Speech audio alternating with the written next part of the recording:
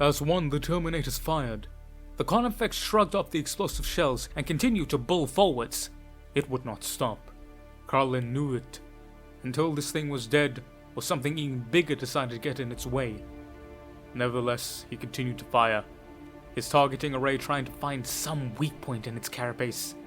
The ground shook beneath his feet as the carnifex closed in. Joseph readied himself to meet it, his face split by a wide, feral grin. Carlin could smell the insipid bloodlust in the other Blood Angel's sweat, and see it building up in his eyes. He hesitated, wondering if he should order the sergeant to step back. Would that stop him? Would he listen? Or was he already gone too far? Before the question could be answered, something black smashed into the charging carnifex from the side and sent it slewing through a column. The carnifex rolled to its feet in a cloud of dust, but its attacker was on it before it could even move. Metal talons, each one as long as a sword blade, flashed out, carving bloody tracks into the carnifex's flesh.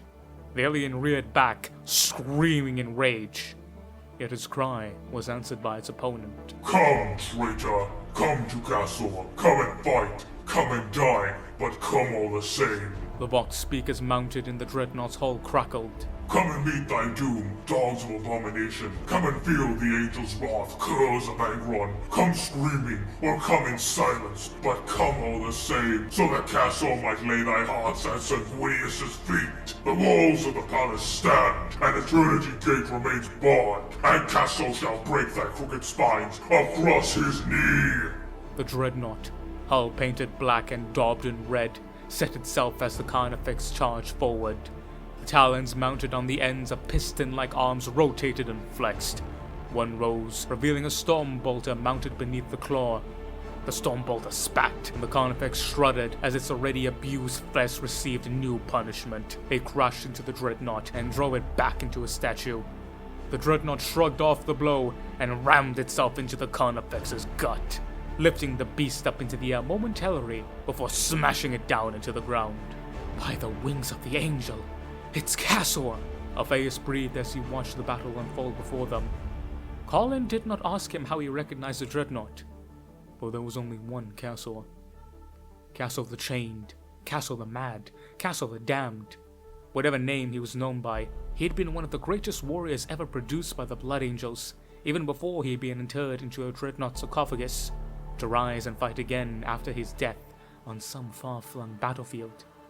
Yet he was also a warning, a testament to the dark truth that even the dead were not truly safe from the curse which afflicted the sons of Sanguinius.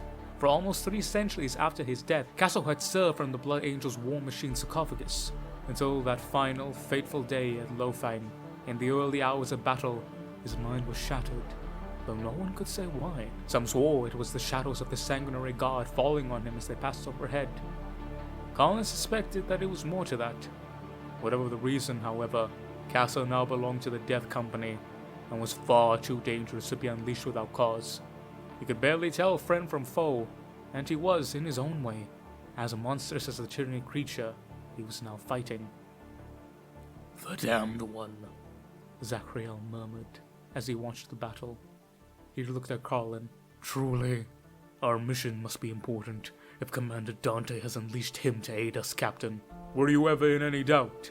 Carlin said, watching as the black-hulled Dreadnought crashed into the carnifex again. The two maddened beasts, one metal, one flesh, came together like rival bovids. The stones of the plaza were crushed and churned into rubble as they strove against one another. Ho, traitor! Strive and strain all you wish, for you will never conquer Cassor. While Cassor stands before the gates of holy terror, none shall pass. Shriek, demon, scream out your prayers to the gods of wronged angels and shattered skies. Summon them. They shall not defeat Cassor. It cannot be done. Cassor's emotionless, rasping monotone echoed across the plaza, drowning out the shrieks of the carnifex. The carnifex ripped at the Dreadnought with its huge claws, scoring the ancient armor, but failing to pierce it. Cassor slashed at the beast with his own talons. Xenos and Dreadnought reeled across the plaza, brawling through the ruins, the carnifex howling out bestial challenges as Cassor roared out gibberish in reply. Suddenly, the ceramite plate buckled, and one of the carnifex's claws lands down into the nest of grav plates and fiber bundles that made up the Dreadnought's innards. The claw crashed down through the war machine into the ground, pinning Cassor in place. Pinned? Inconceivable! Cassor shall not stand for this, puppet of false gods! Release me, so that I might wipe thy stain from the earth! Cassor rumbled.